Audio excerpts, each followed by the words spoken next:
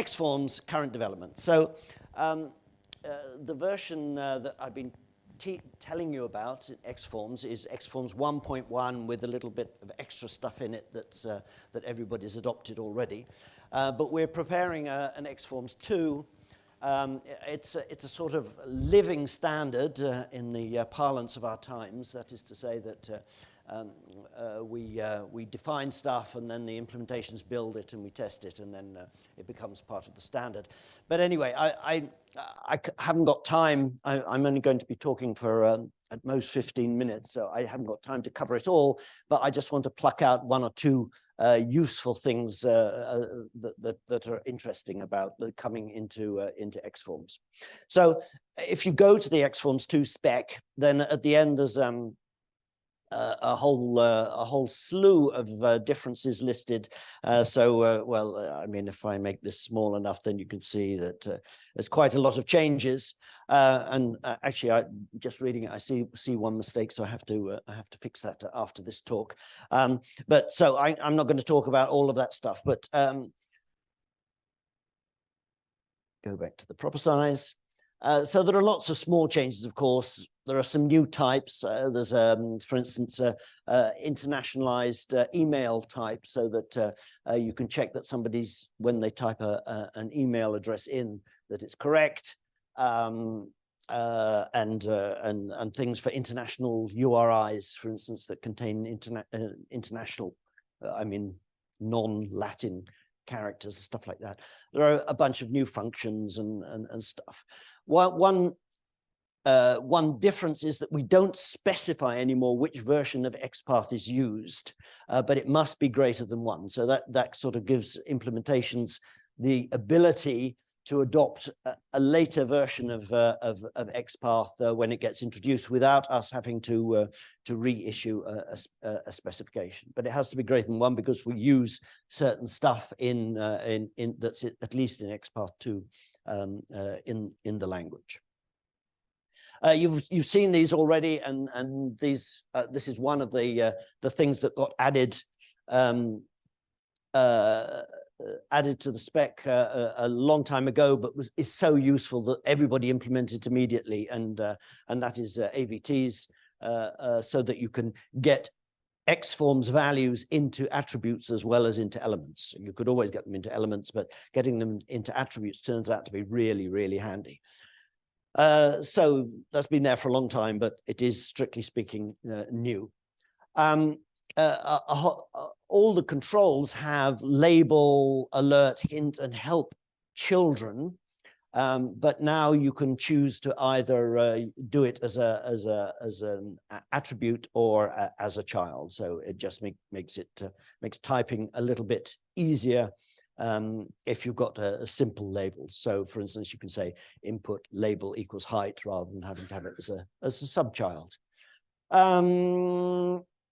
But the children are still there because particularly some languages like Japanese, for instance, have Ruby elements, and then you need those elements, and that won't work in an attribute. So I already talked about this. Instance values, you can now have fallback. So that if the loading of the external instance didn't work, then you've got some internal values that you can supply.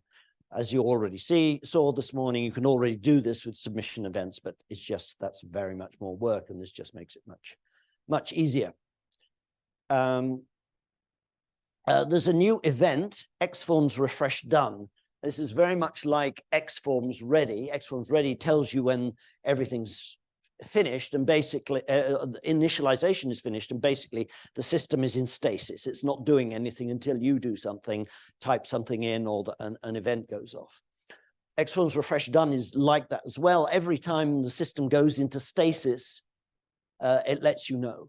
And the reason this is useful is, for instance, generation-based programs such as Game of Life, you need to know at what point you can do the next generation. So you need to know that it's gone into stasis and then that you can do the next generation. So that makes certain sorts of programs easier to do. there's a new property that you can bind to values, the white space property, and it says that how white space should be treated in a value. If it's come from somebody typing it in, for instance, how white space is to be treated in that value. So, for instance, email, you might want to trim it. In a credit card, you want all its white space removed. You just want the number, but it allows somebody to type it in with spaces if they want. And a name, you might want to collapse all multiple spaces to a single one. So the values that you've got are preserve. So it just keeps all, it's the default, it keeps all white space. Remove, it removes all white space. Trim, it takes the white space at the beginning and end of the string, it removes it. Collapse, every occurrence of multiple white spaces replaced with a single space character. And then normalize, which combines both trim and collapse. So it's also now possible to preserve the state of an instance and restore it later. So it's just simple actions that you can preserve an instance so that you can restore it later without having to do anything special like writing files or anything like that. You don't need it very often, but when you do need it, this is very helpful. XForms has never had a root element because it was always designed to be embedded in other languages like XHTML or SVG or something like that. But however, an implementation came with a request for such an element because it was a standalone processor. It wasn't interested in embedding in other languages. It just wanted to process XForms. And so we've added a form element as a root element, as an optional root element. And then the nicest change, I've done this very quickly, the nicest change is being able to embed other XForms into an XForm. So it's the control, and it looks like a regular control. So it has a label, an alert, and everything like that. You give a resource, which is where the to be embedded XForms comes from. So it might be a file, or it could be over the internet. And you can share data with it. So that's what the ref is. That's saying where the data that's being shared with that control. So it acts just like a regular control with label and alert. And the ref data is shared between the two in exactly the same way as it's shared with native controls, as it were. That is to say that if one end changes the data, the other end sees it. So it's two-directional. So you can change the data in the embedder or change the data in the embeddee, and both sides will see the change. In the embedded control, you say which element is being shared. So it's just a single element and all its children and attributes. You say which element is being shared. So that makes the connection. And the only thing you have to say is if the data should be initialized from the embedder, then you say initial equals external. And that means that the data is copied from the embedding XForm into the embedded XForm. Otherwise, the data is initialized internally. And you can also send events between the two. There's a method for communication just using events. It's just like dispatch, except it's called signal. And by doing a signal, then the events turn up in either the embedded, if you send it from the embedder, or the other way around. The nice thing about this design is that the control, the embedded thing, still acts like a regular XForm if you just use it as an XForm standalone. So there's nothing special about it. The only thing special is this shared thing. And if it's not embedded, then nothing gets shared, but the form will still run as a regular form. So it works either embedded or non-embedded. And what I very much like, I mean, took quite a long time to get to this stage of the design. We've gone through several variants of this before we got out to this final version now.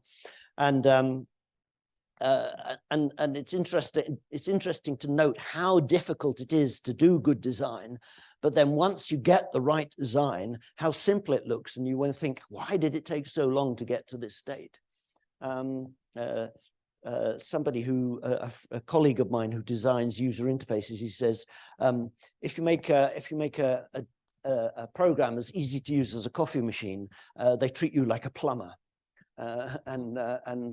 It's true that a simple interface doesn't expose how hard it is to get to that design in the first place. But anyway, I'm very pleased with this. It means it works just like a regular control. It means you can still send events to and fro, and you could share data in exactly the same way, and you don't have to worry about it in any way. So the example here is I've got an XForm that produces a histogram, and so I wanted to have two histograms, one showing before and one after. So I just embed it twice, and once with the data from the before state, and one with the data from the after state. That this is my favorite bit of the new XForms, actually. Don't have to worry about it in any way. So the example here is I've got an XForm that produces a histogram, and so I wanted to have two histograms, one showing before and one after. So I just embed it twice, and once with the data from the before state, and one with the data from the after state. That this is my favorite bit of the new XForms, actually. So that's all I've got. Oh, well, that's all right. That's all I want to talk about. But I know that there are a couple of people who had questions because I said, ask me at this session. So identify yourself.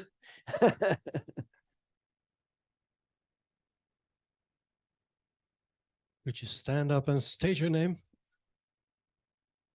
Hi.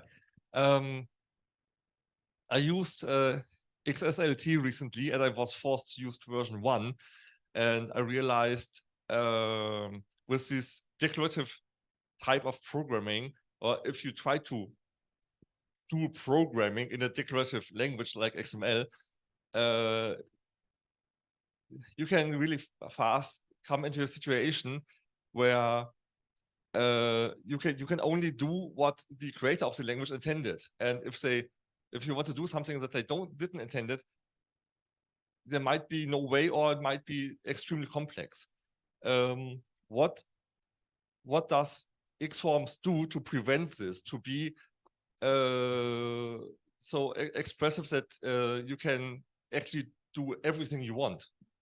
How does XForms make sure that you can do everything? Point one, I think that what you've just said is true for any programming language. I mean, try doing what you do with JavaScript in XForm, in Fortran, for instance. Fortran, you can't do everything with it, but XForms is Turing complete, so there's nothing preventing you from adding stuff, and each implementation. Well, we have agreements about how to add stuff. For instance, functions that aren't in the language. There's a whole website full of extra functions that you can add. And I have to say that one of the reasonings, part of the reason behind having events in XForms was in order to be able to extend the language when we wanted to try new things out, so that we could then say, yes, we need that, and build it natively into the language. I forgot to ask you how you pronounce your name. So can you please state your name? My name is Michal, and what I would love to see is good native support for XForms in web browsers. So I know the W3C can't influence what browser vendors choose to implement or not, but I mean, is there any movement in this? Well, there was. I mean, there was for a long time, there was a native implementation in Firefox that got funding from somewhere. That was open source. but that project ended. But I mean, I agree entirely with you. But on the other hand, the XSLT forms approach is sort of reasonably a reasonably good sort of gets in the right direction. But I mean, I think an XML browser. I mean, my dream is that that we have an XML browser where everything is XML based, and if it gets text/HTML thing in, then it just does some Chrome in a window rather than handling it itself. I mean, I have seen people do this. Mark Burbeck, who used to build a browser, what he did was he built a browser where you could switch between Internet Explorer and whatever it was, Mozilla at the time. You could just run either of them in a window in the same browser, and you wouldn't know which one was being, or you could decide which one you wanted to be used. So this sort of approach is possible. Yes. Can I just briefly comment? The XSLT forms, XSLT style sheet is great. It works, of course, but it interferes with some other web technologies that, for example, in particular, it interferes with custom elements. So if I want to use custom elements in my web page, I can't basically. Have you tried the very latest version of XSLT? I'm not sure. I've used the same one you are using. So. Oh, that you were using the one I'm using. So the new version does allow custom elements. Yeah. I have a question of my own, but Ken was first. Okay, so you've presented a number of new features in the spec. Yeah. And how far are the two main implementations into implementing these parts of the spec? I haven't done. I can't give you a percentage, but a number of them have been there long enough that they're definitely already there. The control bit is not yet there, but I mean that's we haven't signed off on that yet. Ken Holman, I've got. Isn't there also an issue about servers? For example, Apache. We couldn't run this on a regular server, right? Because of the put limitations that you mentioned earlier. Well, I mean, you can do everything as long as you don't need put. So, I mean, if you... Oh, okay. You can do everything as long as you don't use put. There's no problem with using Apache, except if you try to do a put, it complains. You get an error. But I believe, I have been told that it's possible to modify in some fairly simple way, Apache, so that it accepts put and does the thing. I haven't ever got it working, but I just need to find somebody who has done it and can tell me what I need to do. We haven't got much. Yeah, we're over. Yeah, we're eating into the next speaker's time. So just a quick one. You know, you mentioned there's a slide you mentioned about preserving instances. Yeah, and it's not just on file store. Can you just go, explain more on what if it's not a file store, how you doing that? That's going to be done? So so it just makes a copy in memory. Okay, so not preserving. Sorry. So preserving to so it's just. It's just retained internally so that you can quickly. I mean, with one action. I mean, it'll be just pointers, of course, internally, but with one action, you get your original values back. Okay, all right. I think I'm okay. So it's just so it's not to external files. Okay. Or it's not specified that way. Thank you very much, Stephen. Thank you.